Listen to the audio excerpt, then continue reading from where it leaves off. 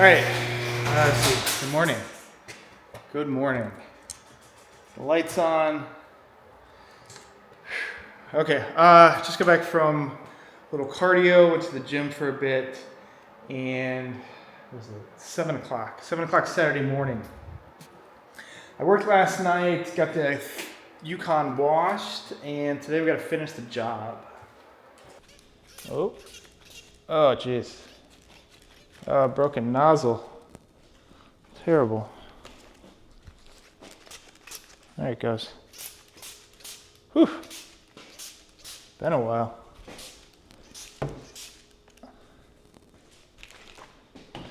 Been a while. Okay, good morning. So we have a protection detail this weekend. This is my neighbor's car. This is the wife to the Sierra truck from the video, I don't know, a month ago. I think it was like two cars, one weekend video. But she is apparently going back to work on Monday. She's been on maternity leave and she wanted to get it cleaned up before going back to work. So I like that. But this is, a maintenance detail. This is what I do for clients, or this is what I offer to clients that I've previously coated. I'm fine doing this detail for cars I haven't coated, on a limited basis, or I'm happy to do it for neighbors or whatever. But I don't actively advertise this detail. But we're just gonna get some protection on the paint. Right, so I washed, clayed, I cleaned the engine bay, a thorough detail inside and out. I charge about $500 for this size vehicle, and I cannot reach the center.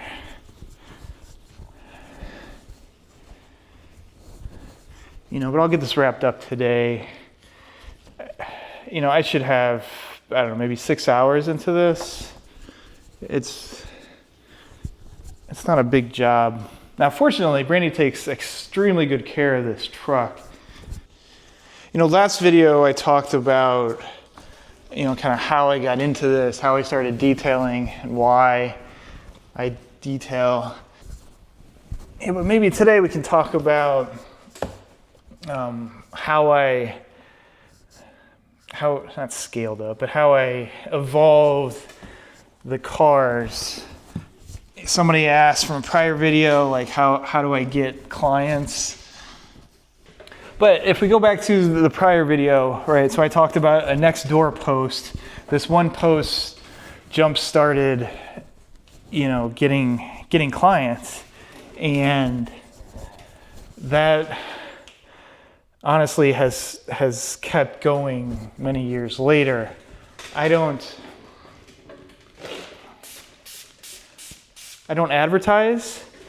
I don't pay for any advertising. I have a little Instagram page. I'll post pictures. I will update my Facebook business page. Obviously, I have a website. I'm on Google, but I don't do ads or anything. The vast majority of my clients come from referrals. What is going on here?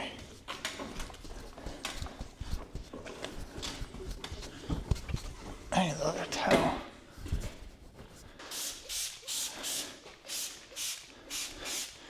All right, so I want to start detailing. I made a next door post. I started getting clients. At the time, I was offering very basic packages, no polishing, just wash and wax, quick details. I was charging pennies. I was just trying to, do something, right? For a while there, I was charging like $30, and I would wash your car, and I would vacuum it out, and I would spend a couple hours on the damn thing for $30. It's painful, but at the time it was like any business is good business. Let's just let's just do some work. You know, my daughter wasn't born yet, you know, so I wasn't, like, my time commitment was pretty minimal. Plus I thought it was fun, you know, I was like, ooh, $30, you know. Go out in your garage and make a couple bucks. I thought that was cool. You know, versus $1,000 weekends at the track. Making $30, I thought was big dollars. But that didn't last long, right? That my goal wasn't to, you know, do $30 washes. My goal was to just, you know, get busy. Was to do something.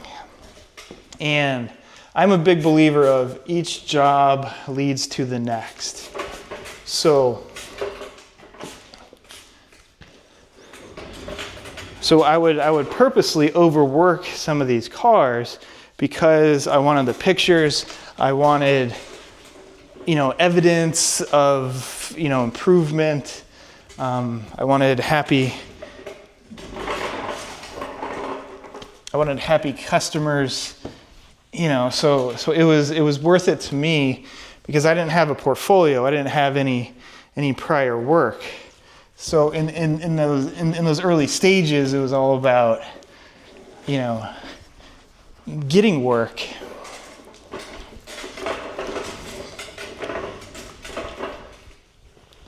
But what I started doing was, you know, I followed Shine Supply's kind of pricing model.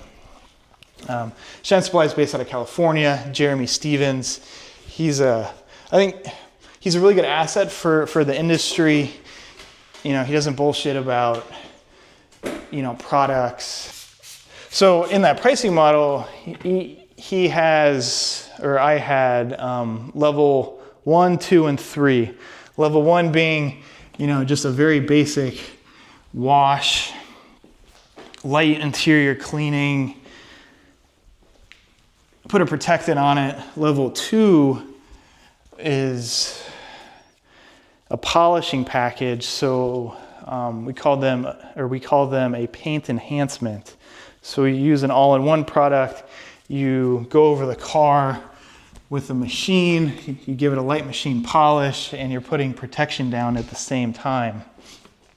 Now that is really how I got into polishing, was those all-in-one packages. Because at the time, I didn't really have much experience polishing cars. So the only way to get experience is to, you know, get hands-on. There's trainings and stuff, but I don't buy into that, at least not for polishing. You know, this isn't that complicated. So all-in-one polishing packages are, you know, super safe. You can't mess that up. You go around the car, especially some of these dark colored cars, you can get a material improvement in appearance, you know, with not a ton of effort. And then the level 3 package was, you know, the full-on paint correction, ceramic, that type. And, you know, it took me a while to get to that point where clients actually wanted it. And a big reason for that is, you know, I found that if you advertise lower tier jobs, folks are going to gravitate towards those lower tier jobs, and only a smaller percentage, if any at all, would go for your highest package. So over time, I just started cutting out those lower packages. You know, it took me a couple years, but if you don't advertise or don't offer them, you know, no one's going to pick it because they don't know what it is. You know, the downside to that was I lost like every single one of my clients, right? because all my prior clients were all basically maintenance jobs where I would see their cars every, month or every couple months or so. And when you stop offering that and all you're doing is polishing cars, your frequency of seeing cars again basically goes to zero.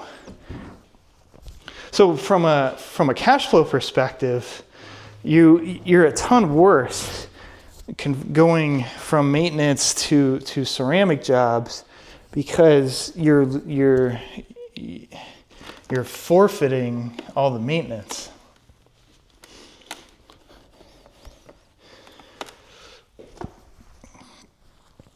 But then again, we're talking different price points, right? I was charging a couple $100 for these all enhancement details, versus, $1,000 plus for the ceramic jobs.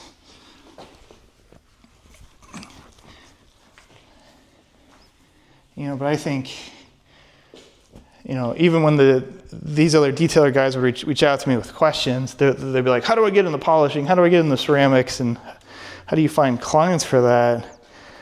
I would always tell them, like, be careful what you wish for. You're gonna lose your client base if you stop offering the maintenance. And those maintenance clients are, a very good annuity stream. If you can service them, you got to price accordingly. But, if you find folks that want, basic jobs, you can turn them in, a quarter of the time. Like this, for example, I'm going to have a third of the time in this, as compared to if I was polishing and coating it, I'd be spending all weekend on it.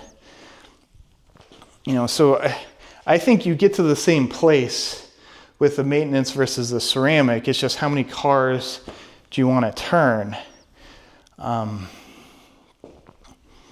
I've switched, right? I don't want to do a lot of cars. I just want to do low volume. I just want to polish cars, right? Especially as a part-timer, I don't want, I would have to do like 3 cars a weekend to make it worth my while. And I'm not doing that. But if I was a full-time shop, I would put as much emphasis on, the maintenance as I would the polishing jobs.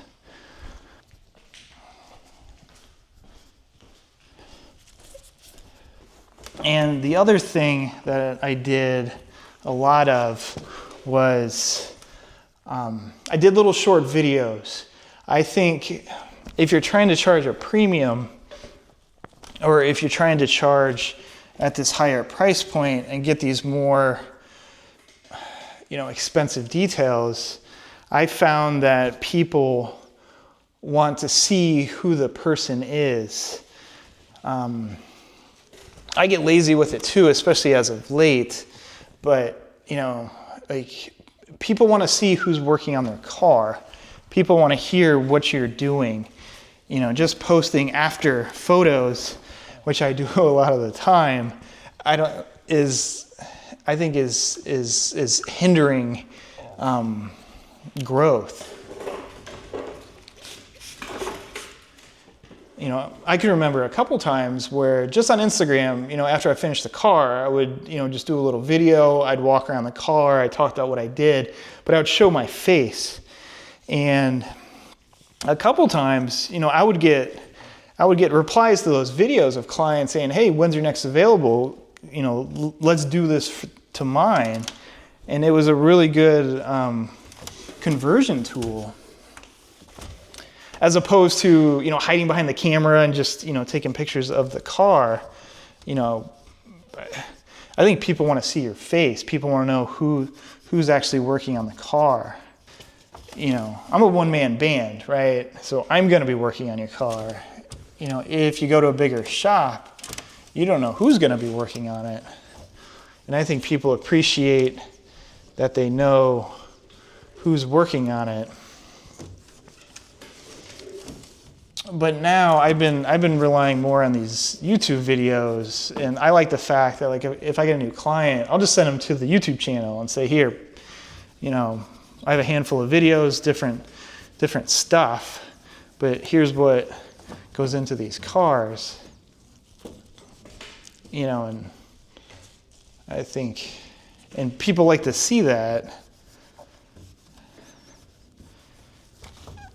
So showing your face, describing what you're doing or done, I think that has led to a lot of my clients, at least as of late. And then it just kind of snowballs, you know, just like everything else. It's, you know, so let's see, for the past 3 years, maybe, yeah, at least 3 years, I only have one package. I have a little grid on my website. I list 3 ceramic choices and 2 paint correction choices, and that's it. And I found being simple has worked better for me. All right, so that's the quick and dirty of my kind of evolution of packages and getting clients. You know, if you don't give them the option, they just either they don't come to you and you just lose that lead, or they come to you and you know you get the good, or you just do the jobs you want. All right, I'll clean the glass. These glass towels are really nice. So these are auto fiber. This is like their dual flip, but it has a silk side and then it has a, I don't know what you call this. It's like a long thread size. But do the blue side first. Flip, go to the gray. And then I keep a waffle. I use a waffle towel just for a little, like a final sanity wipe.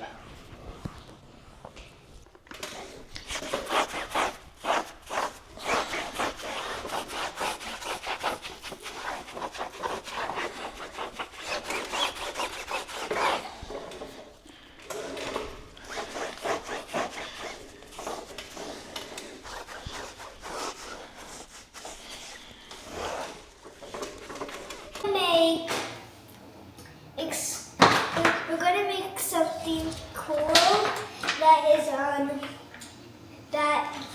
that we're doing the rainbow blast, and it's gonna be really fun. Got all the ingredients, and we're going to start. So you gotta cut down 2 scoops of cornstarch, 2 and 2 scoops of cornstarch. It's really messy.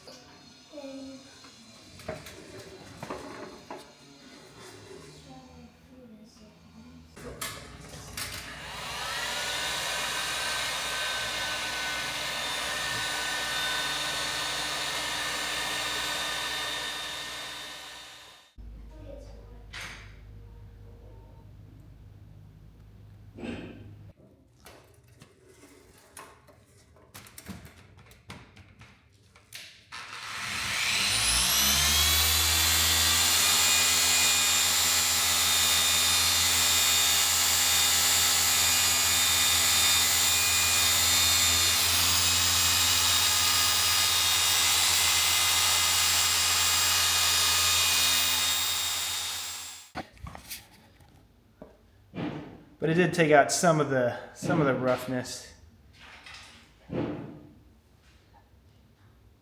That's not bad. I think we can flatten it a little more.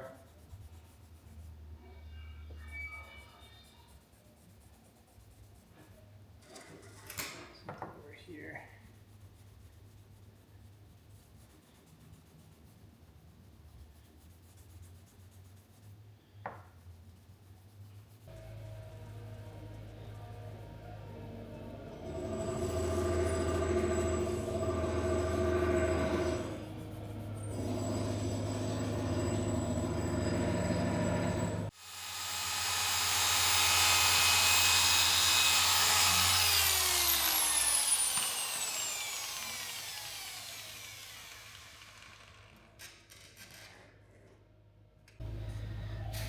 Okay, there we go. That looks better. I'm okay with that. Remove some of the texture off the body line. See those scratches. Definitely some gouges left. It's okay. But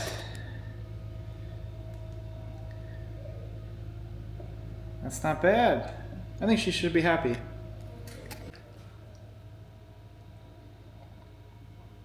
This is our finished interior. All right, floor mats all cleaned, leather cleaned and conditioned. No, I didn't take it off because they were on here, but she has the original screen protectors and even the little protectors on the volume knob. I'm not gonna pull those off. Clearly she wants them.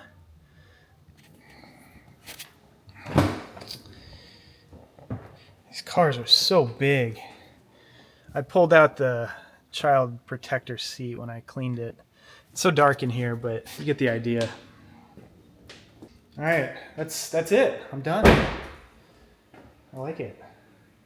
I put the sealant on the glass.